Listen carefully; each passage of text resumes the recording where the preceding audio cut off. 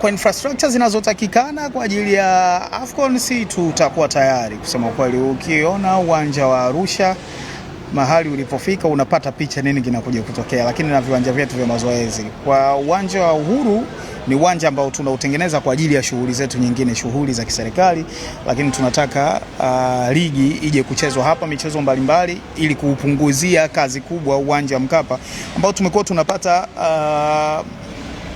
kukosolewa kwingi kwa sababu unafanywa marekebisho mara kwa mara umefungwa, unafanywa marekebisho, mara umefungwa, unafanywa marekebisho, na ni kwa sababu hatuna uwanja mwingine, hatuna maeneo mengine ya kufanyia shughuli zetu.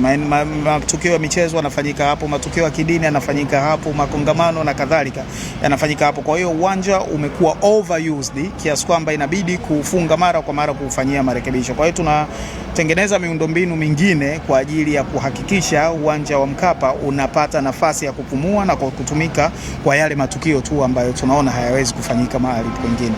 Na ndio maana unaona uwanja wa Uhuru umekuwa uwanja ambao kwenye nchi nyingine unaweza kuwa ndo uwanja mkubwa wa nchi huu.